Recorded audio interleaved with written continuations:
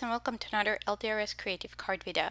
In this video we're going to be using the Halloween party stamp set and coordinating dies.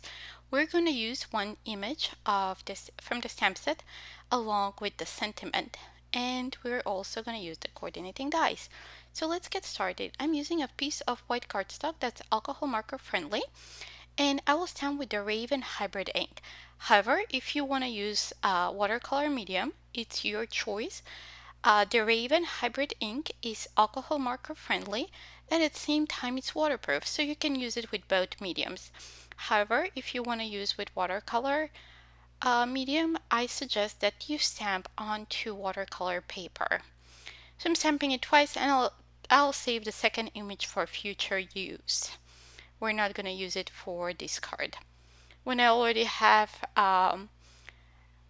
my image, my stamp position in the MISTI, so I'm not wasting cardstock. I stamp it a couple of times or however much space I have, and then I save the images for future use. So let's get started. I'm using a variety of alcohol-based markers, and I'm just doing simple coloring. I'm gonna speed up here so you're not bored watching me color for half an hour.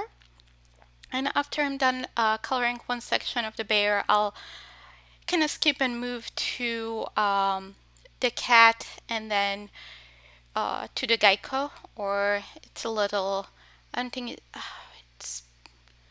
looks like a frog, but it has a tail, so I assume it's a gecko.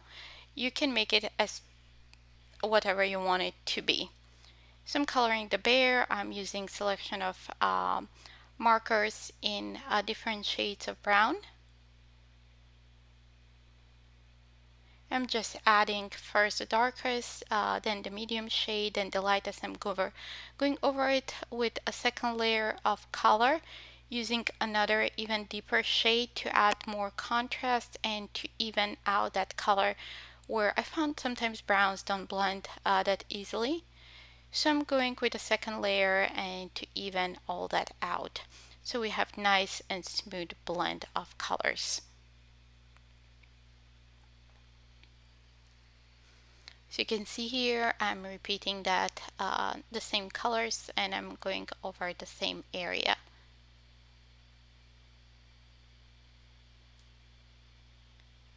Now I added a couple of highlights using white gel pen. We're gonna add more towards the end.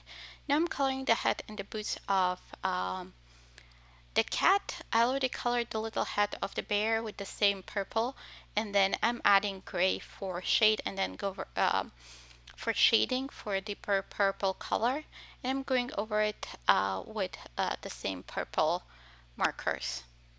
So if you don't have a darker shade of particular color, if it's for the cold colors, the cool colors, not the cold colors, you can use grays. For the warm colors like red or brown, you can use a deep shade of brown, or you can use, for red I would suggest to go with brown. However, you can also use the warm grays.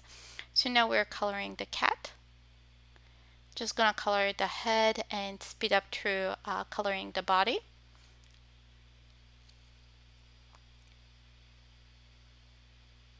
And I'm repeating the same process for the cat too. I'm applying one layer of color, and then I'm going over it with the same colors to add more color and to even out that blend.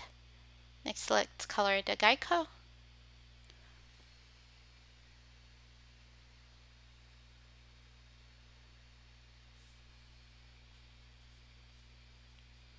And I'm using also different shades of green for it. And next I'm going again another layer and using one more shade of green, like deeper green.